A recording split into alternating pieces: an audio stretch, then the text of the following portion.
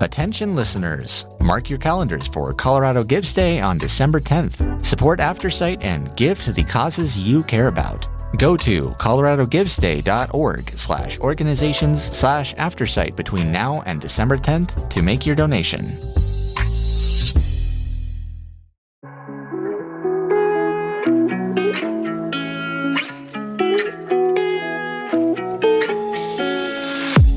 You're listening to an AINC original podcast.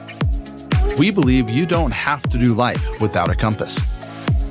Let us be your guide on this amazing journey. Welcome to Navigating Life with Vision Loss. Hello, this is Kim Wardlow. I'm your host for NLVL. Thank you for joining us for this episode. We are in this kind of mini-series for the 2 months, talking about different aspects of the holidays, preparing for the holidays. I also just want to mention before we get into our topic for today that Colorado Gives Day is coming up, and you can donate to Aftersight through the Colorado Gives Day website. And all of that counts towards, obviously, your donation to us, but those donations also count towards the boost that they give us. So that's much appreciated. If you have a chance to go online and schedule your donation. So last week we were talking about holiday travel and tips for getting through all the crowds when you're traveling during the holiday season. And this week, we're going to talk about holiday decor. And I think we all, have our decorations and things we like. But if you have lost some vision between last year's holidays and this year's holidays, it may be a little bit more challenging for you, or you just may be wondering, what you want to put up and keeping things, how to do that safely. If you are a caregiver for someone and you're trying to assist them in decorating their homes, just making sure there's no cords and things in the way. So we're just going to talk about that today so that you can be planning to make your home festive, but also safe, or if you have guests that are coming that may have low vision, just to be sure that things are accessible for them as well. So today we have our own Michael Sisneros, who's our community outreach specialist. He's going to be sharing some tips on decorating.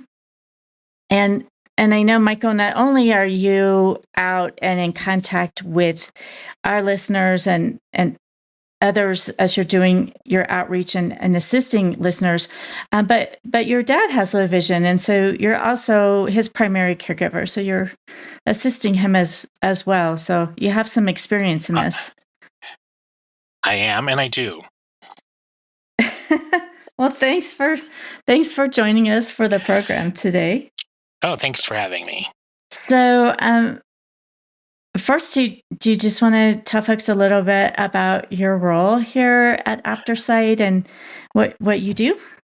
Definitely. So my role here at Aftersight, I'm out in the communities and in people's homes. It allows me to connect with people who are low vision and blind, alongside people who are sighted, whether they're a listener or a future listener, or they're a caregiver or another service provider, or they're just searching out ways to help friends and family. I'm there to give them all the information on how Aftersight can support them in their life, handling low vision and blind, and actually being a caregiver also. So I get to be face to face with people by going to communities and speaking in front of people who are also service providers. So I'm out there in the field just letting people know what is out there and what's available to them. Right. And so as you're doing that and you're seeing how things impact people, how important do you feel it is for folks who are blind or have low vision to feel included in the holiday experience? So much of that can be visual. Definitely. So people who are blind and low vision, they also have holiday traditions and memories that are priceless. So I think that accessibility just means that everyone can create new holiday memories and connections to remember in the years to come. And holidays, I think, are for mankind to embrace and include. I also always say that everyone deserves a standing ovation at least one time in their life. And to that effect, I think everyone deserves to have memories of time when they felt included and safe.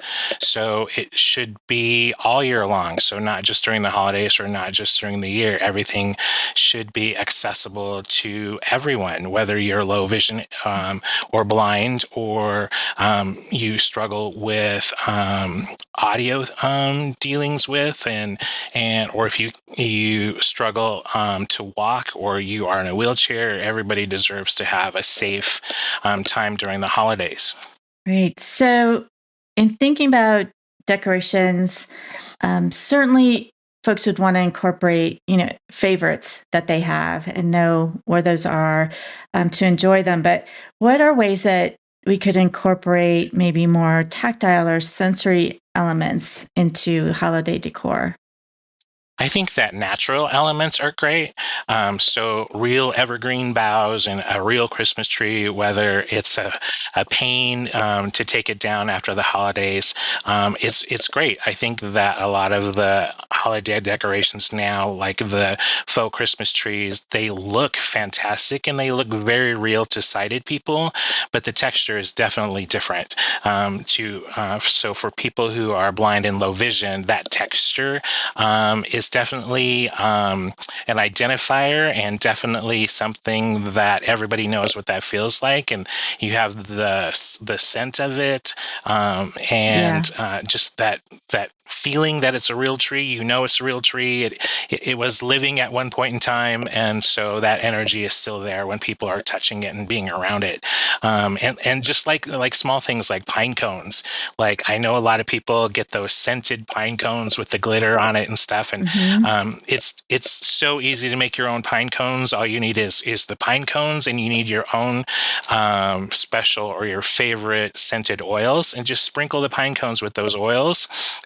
And yeah, it'll dissipate, but just re-sprinkle them. So instead of using chemicals and stuff, knowing that people are going to be touching them or being around them, not knowing what those chemicals are, you can just do it naturally. I also think that with candles, I think candles need to be something that need to be strategic. So people who are sensitive to the smell of candles, like, you can flow those candles. So you can have a sugar cookie candle in the kitchen, but you don't want in the dining room, you don't want the cigar and leather smell, because it's just going to smell like your cookies are burning. So if you can just flow those candles and not be such a huge shock of scent when you go from one room to another, I think that helps a lot. I am definitely sensitive to smells, and if that shock is there, I'm not having a good time. But if that flow is there, and you think, "Ooh, cookies smell fantastic," and you're in the dining room, and then it smells like some sort of evergreen, and it all ties together, I think that's great. That's great. And I'm even thinking of like things on wreaths, like ribbons and, other things that may have texture to them, or smell, or even sound. Have you seen decorations that have sound? I have. So now there's actually icicles that make a tinkling sound, which are pretty Really? amazing. Yeah, they're pretty amazing. My mom, on my father's side, a lot of people are low vision and blind. So whenever we had huge gatherings with that side of the family at the house, mom used to do different things. So she would always put a cowbell on the door of the oven. So when she was opening the oven, that cowbell would ring, and people would know that Mhm. it's hot.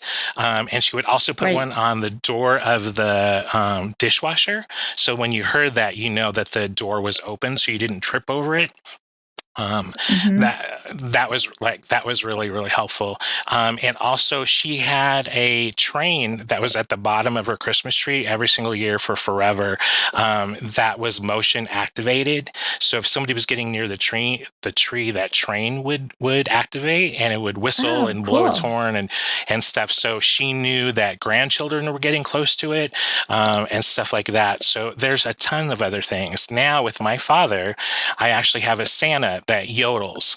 So if he's getting close to that tree with vision loss, that Santa yodels, and I know he's close to that. And he also knows he's too close to it. So there's tons of things that are out there that are audio, that can help you make sure that you're warning people that there's something close, or something that could hurt them, or something, that could fall over. There's tons of things that are out there. I also like to have, when I was in school, and I still have one of our teachers, they taught us how to make a scented cookie that you would put on your Christmas tree. And I still have mine from the second grade. And it's really easy to wow. make. All you need is a cup of applesauce and a cup of cinnamon. You mix those together, you roll it out, you use cookie cutters to make your shapes. And we did ours actually in Braille. So all of us kids got our first initial in Braille on those cookies. And so That's every so time you go cool. up there and you rub one of those cookies, the scent of the apple and the cinnamon is still there after all of these years. Wow. And they're so fun to make, whether you're low vision and blind, and you're making those with family that are over or whatever, and they last forever. You can put them in the oven, or you can let them dry for 48 hours. And I still have mine. So, and it's totally texture. You can still smell it on your fingers. That cinnamon still comes off, and it's a great tradition, because it's the first one that I put on my parents' tree every single year. So there's definitely things out there that help, with low vision and blind, to make those traditions, whether you're decorating the tree or you're just visiting, and you can feel that ornament one more time. Wow, that's great. That is amazing that it's lasted that many years from when you were small. And every time you open the box where it is, it smells just like I made it last week. Wow. That's fun, and it's so easy. So Totally easy. that's a Totally easy. great And we great used, suggestion. I may have to do that this year. yeah, and we used cloves to make the M for Michael in Braille, and they're still there. You can still smell them. And if you put them in the oven, put them at 200 degrees in the oven for about an hour, and the house smells wonderful. That's so great. And to incorporate Braille if you want to. That's a really good suggestion. Right. Yeah, So it was cool. yeah. So I know a big part of holiday decorating, no matter what holiday you're celebrating, is oven lighting. And lighting can be wonderful, and sometimes folks, still can see, some lighting, or maybe even colored lights, even if they've lost some vision. But lighting can also be dangerous, because you have cords and things plugged in, where you wouldn't normally at other times of the year. So do you have recommendations for that? I do. You definitely need to set your Christmas tree and anything that has cords, as far away from traffic areas as you possibly can, and warn people, if they're coming over for the holidays or just visiting for a cup of coffee one day, tell them where that tree is or where those things with cords are. Make sure that they're not going across a walkway, tripping over cords or anything like that. So definitely all those safety issues, definitely hold on to those. But like lighting, so the rule of thumb for a Christmas tree is you should have at least 100 lights per square foot of your tree. So if you have a 6-foot tree, you have 600 lights on that tree. So a lot of times what happens, if you have one color on your Christmas tree, it looks just like a big mass of bright color. So it's hard to be distinctive on what you're looking at, because you're just visualizing all those lights. So people with low vision, than to see a blob of light. So what I have done in the years past is I take that 1 foot rule with 100 lights, and I do 100 lights of a different color. So the top could be red, the next one's green, the blue after that, white, whatever color combination you want to use. And so people who are also colorblind can still pick up the tree shape, and it's not just a blob of all white lights. And also they have nowadays those racing lights that are so fast and they blink so quickly. Those can be triggering. Oh, yes. So I prefer, they have the ones and you can slow them down usually, and it's just a nice flow of twinkling lights, far better than those fast blinking strobe type lights. Yeah. I agree. I don't like this strobing lights. No, it's too much, I think, sometimes. Anxiety inducing. Yes, exactly. So yeah, so anytime that you can, slow that down or whatever, and they're lovely. I think they're pretty when they're fast, but I don't think I could take hours and hours of those fast blinking lights. Right. And then you were talking about the color contrast. How do you see color contrast coming into play in other parts of the decorating? I also think that with Christmas, it's kind of helpful that there's so much green and so much color. But a lot of times, like you should not have green lights on your green Christmas tree because you'll never be able to see it. Lighting around windows are great because they're kind of a warning thing. So there's lights up there, you can see them, so you're not walking towards the window. I think that contrast is a necessity, and you want to highlight everything. So the more contrast you have, the better. So whether you're low vision or you're not, contrast is good. Are there any particular, of course, Christmas, we think of red and green. Hanukkah, I think of blue and white. Like, are there other combinations just in terms of contrast? Because I know, I have friends that, like, they'll pick a theme in different years, and they'll have purple or pink or, other colors too. I know not everybody sticks to the traditional colors. Are there color schemes that you've seen contrast-wise that work really well? Definitely. So white, again, is always a great contrasting color.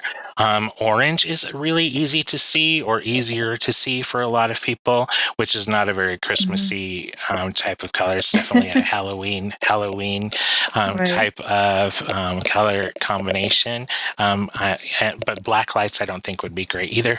No. But yeah, white and any light colored ones. A lot of times I've gotten yellow lights and they just look white. So might as well just use white instead of paying all that money for that extra yellow. But yeah, and I think Christmas tree with white lights is probably the prettiest way to decorate. And then with Hanukkah, of course, white and blue. So white lights and blue lights, that's a great contrast right there. Mm-hmm. Definitely. Um, when you're inviting people to your home, maybe you're not low vision or blind yourself, but you're inviting somebody to your home that is or has low vision. What are ways? We've talked some about the decorations themselves, or even things you can do as a group, like making the applesauce and cinnamon decorations, but just making your home more accessible to folks, with all the decorations and things being up, as if you have guests coming in. So I think that you need to actually take that kind of journey yourself, and whoever you're having and coming over, whether they're low vision or they're struggling audibly, you just have to ask yourself that. So close your eyes, walk around through your house. Do you run into the table? Is the carpet something that somebody could trip over that they wouldn't be able to see, especially coming for holiday parties and stuff, usually they turn the lights down. So the lights that you have are really just the lights on the tree. Or at Hanukkah time, it's just the menorah that you're going by and stuff. So with lighting, are people who are low vision going to fall over an ottoman? Is the coffee table in a place where people would run into it? So you can do all of that yourself and see. So if you close your eyes and you can't see something and you're tripping over it, someone with low vision has the high possibility of doing the same thing. For sure. Yeah, it's a good thing just to keep in mind as we're putting things up and having our holiday gatherings and parties. Definitely. And I've never met somebody, and on my father's side, there is a lot of low vision and blind relatives, and I've never met any of them that were not willing to help you out with things and not willing to, or very willing to tell you that something's in the way, or something needs to be moved or changed or thing like that. So I've never met a person who's not open to helping you out with those plans and systems of helping people be at your home, being safe and feeling included. So maybe inviting your friend who has the low vision to help you, with the planning, or do Definitely a dry run of the party to see if there's anything that might cause folks and problems. you should do one anyway. So That's true. That's true. Well, Michael, I know that you are a bargain hunter, and you do really well with finding bargains and sales. Do you have any tips on holiday time can get so expensive for a whole variety of reasons, but presents and all of that, but even decorating can get pricey unless you're really focused on keeping to a budget and not overspending on your decorations. Do you have tips for doing more affordable decorating? I do. I definitely am a bargain hunter. I love a bargain. It should be my middle name. But I'm hitting up everything. I'm hitting up the thrift stores. I am going to yard sales throughout the year. I also get involved with a couple different organizations that have ornament exchanges. So you give 2 or 3 or 1, whatever the amount is that they require, and you get to pick another one from somebody else. So that adds to a tradition. Every single year you get a new ornament to put on your tree, or hang on your garland, or whatever it is. But yeah, definitely hit up all those garage sales, because people are tired of the holidays once summer comes, and they put all that stuff out there, and I'm just snagging up all those bargains and things. So majority of my holiday decorations are thrifted, or they are from aunts and uncles who downsized and they're going into a community or something. I'm snagging up all those. So there's different things to do. And I also believe, like, every year we do something like the cinnamon and applesauce cookies to hang on the trees or whatever. But my nieces and my nephews, we always do something every year. So you get to take a bunch of stuff home that you didn't have to pay for. And it means a lot, because it was people who you know and loved actually created them. So there's tons of different ways. You don't have to spend millions of dollars on your tree. You can, or millions of dollars at your Thanksgiving meal. And if you can, definitely do that. But there's definitely no reason why you can't do a low budget, beautiful, meaningful, memorable holiday. That's great advice. And even right after Christmas, after the holidays, a lot of things go on sale too. Yep. You can grab. I am right there. So it's not Black Friday I do, it's Black Day after Christmas I do. Whatever that is. Yeah, the Whatever day that after is. Christmas, Boxing Day. Yeah, exactly. Boxing Day. That's great. I could use that. Yeah. Well, and if you're doing that, you may need, a place to store all of those things until the following year. Do you have any tips on storing your decorations and organizing them? So you're not, especially, you don't want to pull out, lights and they're all in a tangled clump. Oh, definitely. All those things that are out there to wrap your lights around and things, they're all great and they all look wonderful, but they do all cost money. So my lights, I just take from the many boxes and stuff that you have from gifts and whatever. I definitely cut out part of that and I'm wrapping those lights around there every single year. And I have them from years and years ago and put the same strain of lights on them and things like that. And then I actually find fish bowls. And so I put all my decorations, all like my bulbs and stuff in fish bowls. Mm-hmm. So I wrap them up. And so I just have to bring a fish bowl out of red, glass ornaments or green glass ornaments. And so I just wrap the bowl and I tape it up. And so I'm not one to put them back into the container that they come in because those break down over years. And so I get plastic fish bowls. I get whatever I can to put them in, and then they're protected and they don't roll around. They don't get smashed, stuff like that. But I'm also one that's kind of pack radish, and every place I can find to store something in there. So at Christmas time, I am actually going around to every single closet and the attic and the garage to find all my stuff. And I don't put everything out every single year. So my traditional ones, like that cookie from when I was, 6 years old and stuff, and things that since my mom has passed that have become extremely important to me and memorable of her and I that created. My mom was extremely creative, especially with holidays. Entertaining was my mom's expertise. She was fantastic at it. So a lot of her stuff has been passed down to me and stuff. And so I choose every year, and I have enough to probably have 10 trees in the house, but every year I just change it up and make something new every single year. So a new memory every single year, new pictures. It doesn't look like last year. It doesn't look like the year before. So it's new. So storage wise, everywhere I can find, I'm putting in. If I had enough shoes, I would stuff my shoes with ornaments. And stuff, but I love them, and I actually loved, in the summertime finding a box that I had forgotten that I had, and I open it up, and it's all these memories of Christmas things that are in there, or Thanksgiving stuff. So it's a great memory lane for me, even if it's in July and I'm looking at Thanksgiving things. Right.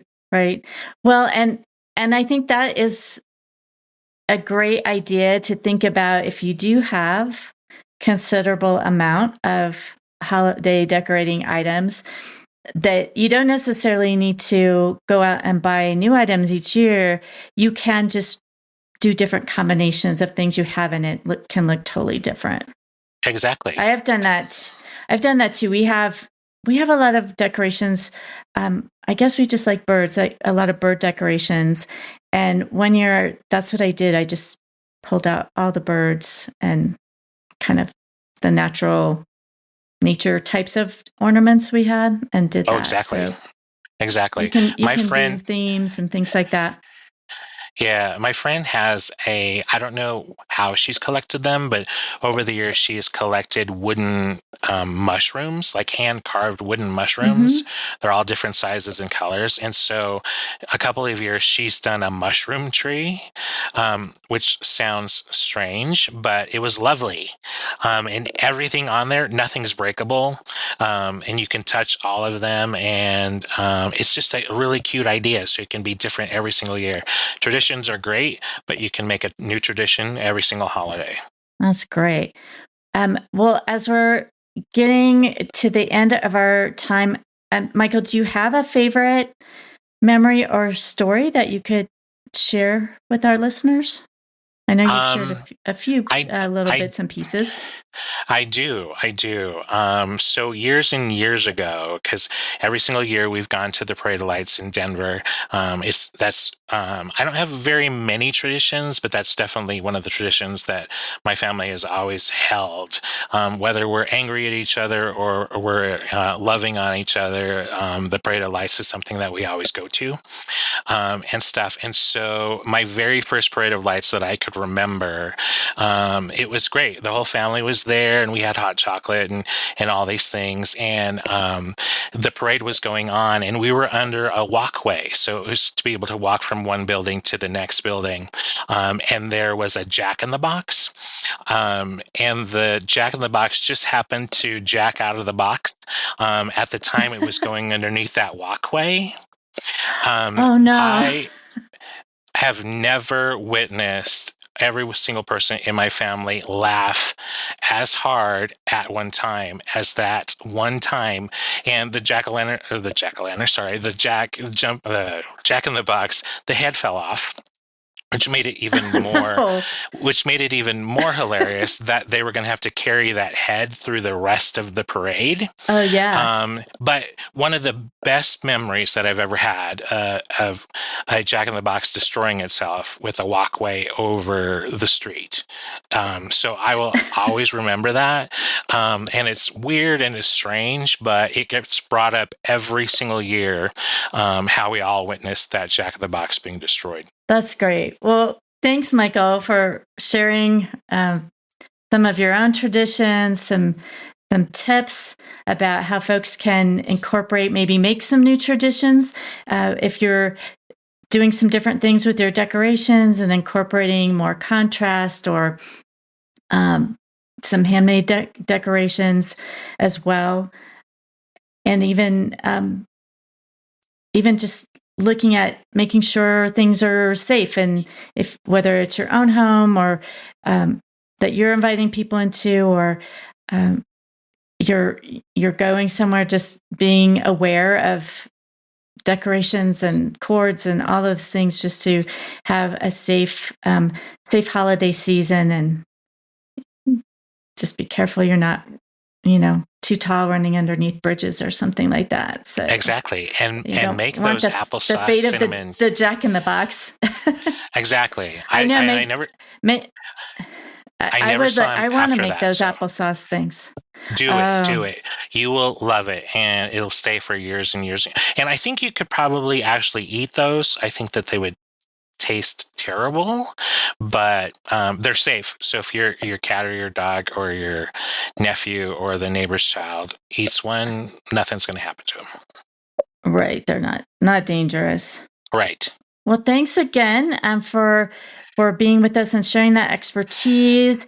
And next week, I know you mentioned in your memory that you have that tradition of going to the parade, no matter what the family dynamics are like in that particular year.